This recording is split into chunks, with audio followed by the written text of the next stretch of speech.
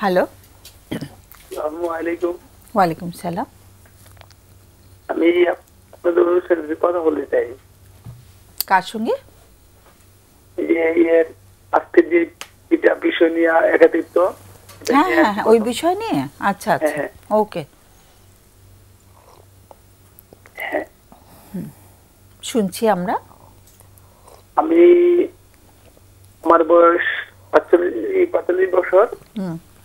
আমি বিয়ে করছি 2006 সালে। আচ্ছা। তখন আমি 2013 সালে রেজিস্টার প্যারালাইসিস হয়ে যাই। 2013 সালে কি হলো? Register paralysis. ও আচ্ছা, ব্রেন স্ট্রোক করে প্যারালিসিস হয়ে গেছে। আচ্ছা। তারপরেও আমার সংসার মোটামুটি অনেক ভালো চলতেছে। আমার শ্বশুর সৌদির ছিল। এখন উনি থেকে আইসা দেখে আমার মানে ঠিক মতো হাঁটতে পারি না। এই জন্য উনি ওনার মেয়েরে আমার কাছে রাখবে না। আচ্ছা। উনি অনেক বুঝাইতে এক সময় আমার ওনার মেয়েরে মানে আমার ওয়াইফকে উনি জায়গায় নিয়ে গেল। আর আমার ছেলেটা আপনার যখন 5 পাস করছে তখন আমার নানি বাড়িতে আমি 6-এ ভর্তি করেছিলাম। ওই সুবাদে আমার ওয়াইফ খালি বাড়ি দিয়ে থাকতে, আমার কাছে থাকতো না। আমি যদি ঠিক মতো হাঁটতে পারি না, কথা বলতে পারি না বা রান্না করে খাইতে পারি না, ওই দিকে তার কোনো চিন্তা ছিল না। আচ্ছা আচ্ছা, চিন্তা ছিল না। এরকম করতে করতে অনেক দিন গেছে। এক সময় আমি চিন্তা করলাম যে আমার একটা ছেলে ছিল, পরে আমি ভাবলাম যে আমার একটা সন্তান নেই, অথবা এই সন্তানটা নিলে সে আমার পরিবর্তন হইতে পারে। আরেকজন সন্তান নিলে কি হবে? পরিবর্তন হইতে পারে, পরিবর্তন হতে পারে। আচ্ছা আচ্ছা। সে তো আমার কাছে আসে না। তারপরে আমি তার সাথে বললাম, বলে একটা সন্তানের জন্ম চেষ্টা করলাম। আল্লাহর মধ্যে একটা সন্তানও হলো। আমার শ্বশুরের সন্তানরা মানে নষ্ট করার জন্য চেষ্টা করছিল। আমার ওয়াইফ আর এটা নষ্ট করে নেই, ওয়াইফ চায়নি সেটা করতে না। আমার দুনিয়াতে আমার একটা মেয়ে দিছে 2016 সালে। আচ্ছা। 2016-তে মেয়ে দিছে, মোটামুটি ভালো চলছে। লাস্ট ইয়ার আবার 18 সাল থেকে আমার ওয়াইফ আর আমার কাছে থাকে না, খালি ওই জায়গায় থাকে, মানে বাড়িতে থাকে। তার বাবার একই কথা, এই বাতে তার মেয়ে দিন যেত না। এরকম করতে করতে করতে করতে এরকম আমার কাছে মানে 1 মাস থাকলে ওই জায়গায় 11 মাস থাকে। তা আমি কোনোভাবেই সহ্য করতে পারি না। আমি না রান্না করতে পারি, না খাইতে পারি। আমার একাকিত্ব জীবন দায় আর সহ্য হয় না। এখন তারা খালি আমি তালাক দিতাম। আমি তালাক দিই না। লাস্টে আপনার 2021 সালে আমার একটা চিঠি লিখে দিয়া মোরা চলে যায়। চিঠি লিখে দিয়ে চলে যায় যে সে আর কোনোদিন আসবে না আমার কাছে, এরকম লিখে চলে যায়। পরে 2022 সালে 22-এর লাস্টের দিকটা মানে ওর চাচা আমার এক কাজে বসে নিয়ে মানে অনেকটা জোর করেই করায়। আচ্ছা। হ্যাঁ, তারপরে সে আমারে তারা বলতেছে তুমি তালাক দিয়ে দিচ্ছ, তোমার সম্পর্ক নাই। আমি প্রথমেই বলছি দেখেন আমি ঠিকভাবে তালাক দিই নাই। সে আমার চাচা শ্বশুর আমার নিয়ে গেছে। সে আমার অনেক দূর করে আমার আবার অনেক বদনাম করিয়া তাদের কাছে আমার সই করতে বাধ্য করছে। এটা তালাক হয় নাই, কিন্তু তারা মানে না। তালাক হয়েছে, তালাক হয়ে গেছে, এটা মেনে নেওয়া সম্ভব না। এমন করতে করতে আর সে আসে না। কিন্তু সে এক জায়গায় প্রেম করতো, সেটা আমি জানতাম। পরে লাস্টে তাদের বিয়ে হয়েছে, গোপন রাখছে। গোপন রেখে পরে আমার কাছে আসে না, আমি একা। পরে আমার মনে একটা বিয়ে করাইছে। ওই বিয়েটা আমার ছিল না, মেয়েটা ছিল পাগল। ওটা তারা গোপন রেখে আমার কাছে বিয়ে দিয়েছিল। পরে আবার যারা বিয়ে দিচ্ছে তাদের অনুমতিতে আবার মেয়েরে ডিভোর্স দেওয়া হয়েছিল। মেয়েটা মানে abnormal তো, তার হয় নাই, সংসার করা হয় না আমার। আচ্ছা ওদিক আমি একাত্রিত হয়েছি না, আমার ওয়াইফরে আমি আনার জন্য। তার তো বিয়ে হয়েছে জানি, কিন্তু তার যেই ছেলে হয়েছে ওই ছেলের আগে সংসার আছে, ওই লোকটায় আপনার আগের বউ ছেলে মিলিয়ে থাকে। আর আমার যে ওয়াইফ ছিল সে তার বাপের কাছে থাকে আমার ছেলে মেয়ে নিয়ে। আচ্ছা এখন আমার ছেলে মেয়ে, আমি আমার লেখাপড়ার যত খরচ আছে ছেলে মেয়ের সম্পূর্ণ খরচ আমি দিই। আচ্ছা আমি দিয়ে লেখাপড়া করাই। তো আমার ছেলে ইন্টার সেকেন্ড উঠছে, তখন সেনাবাহিনী চাকরি হয়েছে। আমি সবকিছু দৌড়ে দৌড়ে আমি সব করছি। আমার শ্বশুরে এটা এই কাজটা করলো কি, সে যেন আমার দিকে না আসে, এই জন্য আমার অগোচরে তারা সৌদির ব্যবস্থা করলো। আমার শ্বশুর সৌদি থাকে, আমার শালা সৌদি থাকে, আমার দুই দাদা সৌদি থাকে। তারা ব্যবস্থা করলো, ব্যবস্থা করে আমারে যাওয়ার কদিন আগে জানালো যে সৌদি আরব চলে যাইব, তার জন্য দোয়া করো। পরে আমার ছেলে আমি দিয়ে গেলাম যে সত্যি, পরে হ্যাঁ করলো, আব্বা আমি যাবো গা, যে আমি আর দেশে থাকতাম না, আমার ভালো লাগে না। মানে সে এই জন্য ভালো লাগে না বললো, মানে আমি একটা বিয়ে করছি, ওর মা প্রেম করে বিয়ে করতে, তার বন্ধুরা তারে নিয়ে অনেক মানে হাসাহাসি করে। এই জন্য হ্যাঁ সেনাবাহিনীর চাকরিও ফলাইতে আর নানার কথায় ওই জায়গায় চলে গেল। মানে হ্যার মনে অনেক কষ্ট, আমি এই জিনিসটা বুঝতে পারছি। ওরা আমার জ্বরে যাওয়ার আগে খুব কাঁদছিল এবং বলছিল যে আব্বু তোমরা কি করলা, তোমরা এই যে কাজটা করলা, যে এরা আমি তো কোনো জায়গায় মুখ দেখতে পারি না। আর মেয়ে তো ছোট, মেয়ে তো আর এগুলো বলতে পারে না। আমার তো 9.5 বছর বয়স। ছেলেটার বয়স কত এখন? আমার ছেলের বয়স এখন 17 বছর। আচ্ছা হ্যাঁ তাই পরে আমি আমার ওয়াইফে আনার জন্য অনেক চেষ্টা করতেছি, আমার বাড়ি থেকে অনেক লোকজন পাঠাই যাচ্ছি, কিন্তু সে একই কথা কোনোভাবেই সম্ভব না। এবং তার বাবায় মানে আমার কথা বললেই আমারে খুব মানে বকাবকি করে, এবং তাদের বাড়ির আশেপাশে কোথাও আমার দেখলে মানে মেরে লেবো ধরে দেবে এরকম অনেক কথা বলে। এবং মাঝখানে কিছুদিন আগে, এই 20 থেকে 25 দিন আগে আমার চাচা শ্বশুরে আমারে খুব বকাবকি করছে। মানে একই কথা, আমি আমার চেষ্টা হলো আমার ওয়াইফে আমি আবার নিয়ে যাবো। এই জন্য আমার ছেলে মেয়ে আসছে, আমার জন্য না হোক, আমার ছেলে মেয়ের জন্য কোনোদিন কোনো লোকের কাছে ছোট না হয় যে তোর তোর মা বাবা যে এইরকম করে ডিভোর্স হয়ে গেছে, আলাদা হয়ে গেছে, এরকম মানে যে কেউ না বলতে পারে, কিন্তু আমার ওয়াইফ সেটা বুঝতে চায় না। সে বুঝতে পারে কিন্তু চায় না, এখন চায় না। সে একই কথা, যে লোকের কাছে বিয়ে হয়েছে সে তার মাথার উপর থাক, আমি এখানেই ঘুম, এখানেই থাকুন। আসলে তো সেই লোকের কাছে থাকতেছে না, সে তার বাপের বাড়ি থাকছে, এবং ওই লোকের ছেলে মেয়ে নিয়ে ওই জায়গায় আছে, মানে তার সাথে কোনো সম্পর্ক নাই। তারপরেও সে আমার কাছে আসতে চাচ্ছে না। একই কথা যে আমি প্রতিবন্ধী। আমার শ্বশুরের কথা হলো, আমার ভাইরা কিছুদিন আগে বলছিল যে আব্বা যে যাই হোক আপনি দুলাভাইয়ের কাছে আবার পরে ফেরত দেন, যে আপনারা তো অনেক চাপ দিয়ে এই কাজটা করছেন, এটা তো আমি সাক্ষী, এবং আমি একজন জামাই। আচ্ছা, আমার মনে হয় আমরা ডায়লগ গুলো বাদ দিয়ে বলি, একটু জানতে চাচ্ছি যে আমাদের কাছে প্রশ্নটা একটু করে ফেললে ভালো হয়।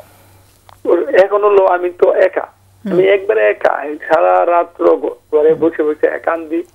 এখন আমার ছেলে মেয়ে আমার কাছে নাই, স্ত্রী নাই, তখন আমি কি করবো?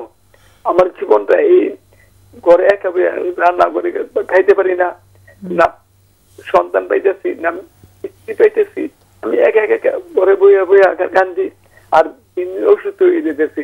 এখন আমি কি করবো? এমনি উপার্জনের কোনো মানে ইয়ে আছে, সোর্স আছে কোনো উপার্জন? এখন আমি আপনার সিদ্ধ করে বাজারে বসে বসে কিছু ডিম বেশি ওদের দিয়ে আমি চলি। ওটা দিয়ে তো বেশি উপার্জন তো হচ্ছে না। হ্যাঁ, কিন্তু মানে তেমন এই উপার্জন হইতেছে না। কিন্তু যে আমার ছেলে সৌদি আরব চলে গেছে, এখন আমি কিছু যে ইনকাম করি, আমার ছেলে কিছু কাজ করে, আবার আমার ওয়াইফে আমি সিলিকা শিখেছিলাম, তো তার কিছু ইনকাম হয়, তার মোটামুটি ভালো ইনকাম হয়। কিন্তু ওয়াইফ তো রাজি হচ্ছে না, তাই না? না, ওয়াইফ কোনোভাবেই রাজি হইতেছে না যে আসবো। খালি একই কথা, আমি প্রতিবন্ধী, মানে তারা এই বাজে ওদিন যেত না।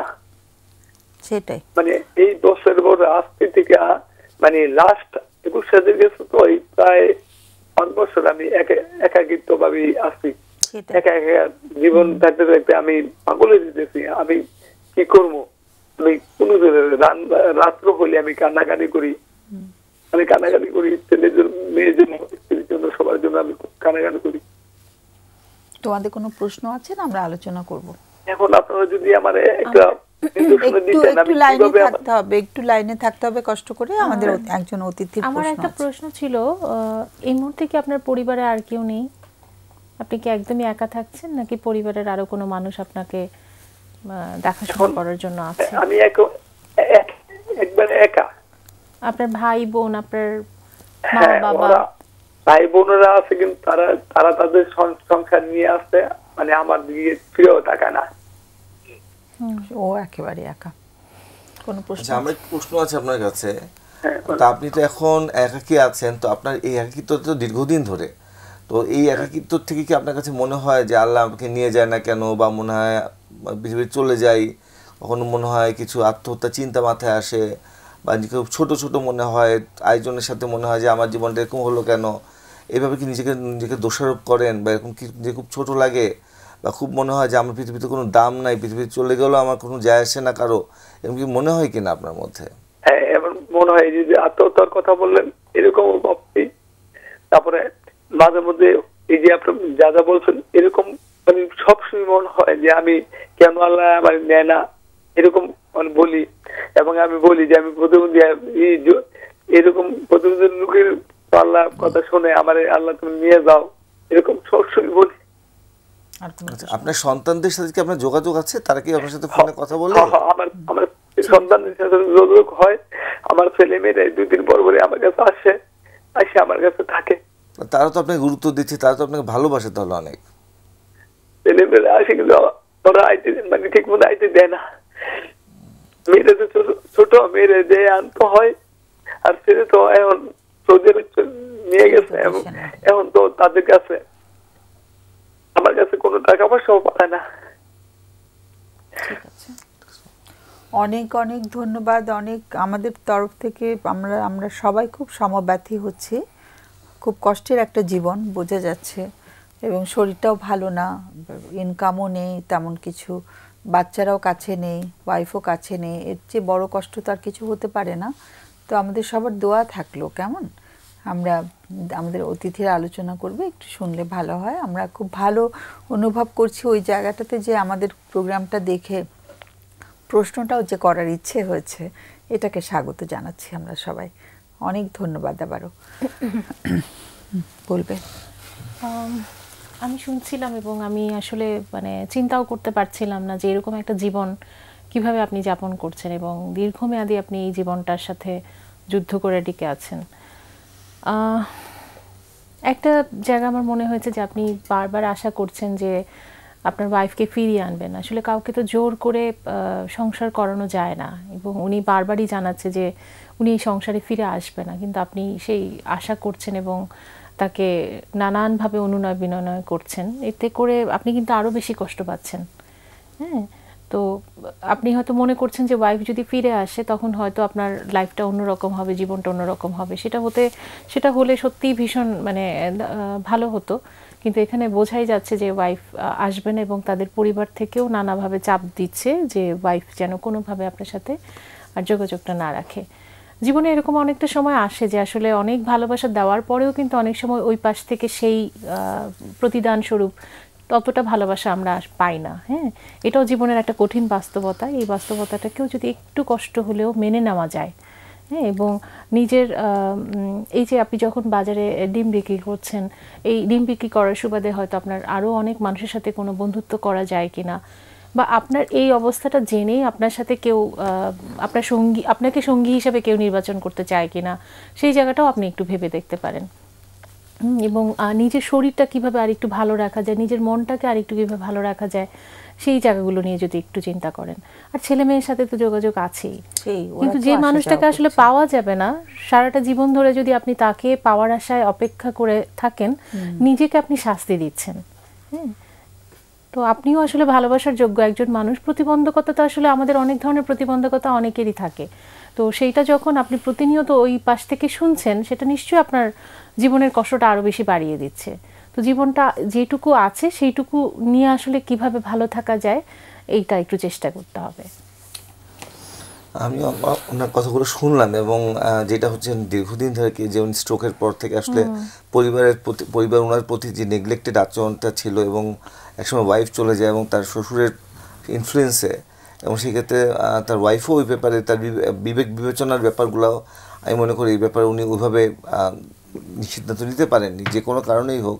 তবে যেহেতু আপনি নিজেকে এখন বেঁচে আছেন, এবং আপনি যেহেতু আপনার সন্তান আপনাকে ভালোবাসে, সন্তানরা আপনার যোগাযোগ রাখে, অনেক সময় হয়তো আসতে পারে না বা আসতে দেয় না, কিন্তু এটাও ঠিক আপনার সন্তানের কাছে কিন্তু আপনার মূল্য অনেক বেশি, এবং সন্তানের কিন্তু আপনাকে অনেক ভালোবাসে, এবং হয়তো বড় হলে তারা হয়তো আপনাকে এই কেয়ার বা যত্নের জায়গাটা হয়তো তারা তখন করবে, কিন্তু এখন আপনার ওয়াইফের সাথে আপনার যে রিলেশনের জায়গাটা, এখন তার ভিতর থেকে সেই আন্তরিকতা যদি না থাকে, তাহলে এখানে আসলে আপনার পক্ষে তাকে আপনি যত এক্সপেক্ট করবেন, আশা করবেন, ততই কিন্তু আপনার কষ্টের জায়গাটা বাড়বে, এবং তখন কিন্তু আপনার মধ্যে নেতিবাচক চিন্তাগুলো, আপনি যে একটু আগে বললেন যে আপনার আত্মহত্যার কিছু চিন্তাও আসে, এটা কিন্তু তখন বাড়বে আরও। তখন মনে হয় আমাকে কেউ নেগলেক্ট করছে, আমাকে কেউ দাম দিচ্ছে না, আমাকে ভ্যালুয়েবল মনে করছে না। কিন্তু ভ্যালুয়েবল মনে করছে না আপনি ওয়াইফ, বাচ্চারা কিন্তু ভ্যালুয়েবল ঠিকই মনে করছে, তারা কিন্তু ঠিকই ভালোবাসছে। তাহলে আমি যদি একজনের কথায় আমরা জেনারেলাইজ করে ফেলি কেউই ভালোবাসে না, তাহলে কিন্তু আমার আচরণটা ভিন্ন হয়ে যাবে। কিন্তু আমি যদি মনে করি যে একজন না করলেও অন্যরা কিন্তু আমাকে ভালোবাসছে, এবং আপনার কিন্তু হয়তো ভাই বোনরা হয়তো যোগাযোগ করছে না, তো আপনি দেখেন এর মধ্যেও কিছু কিছু মানুষ আছে যারা কিন্তু আপনার কাছে বসে, আপনাদের কথা বলে, এবং তাদের সাথে আপনি একটা সুন্দর সম্পর্কের জায়গাগুলো তৈরি করা যায়। মানে কি নেই সেটা না, কি আছে সেটা নিয়ে আমরা যদি এগোতে পারি, তাহলে হয়তো ভবিষ্যৎ যে সময়টা আছে আপনার জীবনে, সেটাও হয়তো অন্যভাবে কাটানো সম্ভব। এবং জীবনের ক্ষেত্রে কিন্তু মানে যুদ্ধে হেরে যাওয়াটা আসলে জীবনের লক্ষ্য না, যুদ্ধে আমাদের জিততেই হবে। এবং আমার এই জায়গা থেকেও আপনাকে সামনে এগিয়ে যাওয়াটাই আপনি মনে করি এটা আপনার একটা পরীক্ষা। আপনি এটাতে, আমি আশাবাদী আপনি এটা থেকে এগোতে পারবেন। কারণ দেখেন, আপনি স্ট্রোকের পরে কিন্তু আপনি থেমকে যাননি, আপনি বাসায় শুয়ে থাকেননি, আপনি কিন্তু ঠিকই ডিম হলেও বিক্রি করেছেন। তার মানে আপনার মধ্যে কিছু হলেও ভিতরে কিন্তু আপনার মধ্যে কিন্তু একটা জেদ আছে, বা আপনি কিন্তু সামনে যাওয়ার একটা ইচ্ছা আছে, যেইভাবেই হোক আপনার সন্তানের সাথে যোগাযোগ কিন্তু আছে। তো আমি মনে করি এই ক্ষেত্রে কিছুটা যদি আপনি মনে হয় যে আপনি পারছেন না, বা অনেক সময় কষ্ট পাচ্ছেন, মানে সেক্ষেত্রে কিছুটা যদি আপনি প্রফেশনাল হেল্প নিতে পারেন, অনেক সময় অনলাইন ভিত্তিক এখন কিন্তু কিছু কাউন্সিলিং সেবা নেওয়া যায়, সেক্ষেত্রে যদি আপনি এইভাবে নিতে পারেন, তাহলে কিছুটা আপনি মানসিক ক্ষেত্রে দেখাতে পারবেন, কিছু সাপোর্ট পাবেন, সেটা হয়তো আপনার ভবিষ্যতে আপনাকে আরও ভালো রাখার ক্ষেত্রে সহায়তা প্রদান করবে। এবং খাওয়া দাওয়া অন্যান্য ব্যাপারগুলো কীভাবে যান্ত্রিকভাবে করা যায়, হয়তো আপনি অনেক ক্ষেত্রে শারীরিক অক্ষমতার কারণে করতে পারবেন না, কিন্তু এখন যন্ত্রের কারণে অনেক কিছু আমাদের ইজি হয়ে গেছে। যদি কিছু কিছু ক্ষেত্রে আপনি যন্ত্রের সাহায্য নেন, তাহলে কিন্তু আমি মনে করি এই জায়গাতে কিছুটা হয়তো আপনার সহজভাবে হয়তো আপনার লাইফটাকে আপনি লিড করতে পারবেন। ধন্যবাদ। সেটাই আসলে খুব করুণ একটা কাহিনী, অর্থনৈতিকভাবেও অতটা সচ্ছল উনি না আসলে।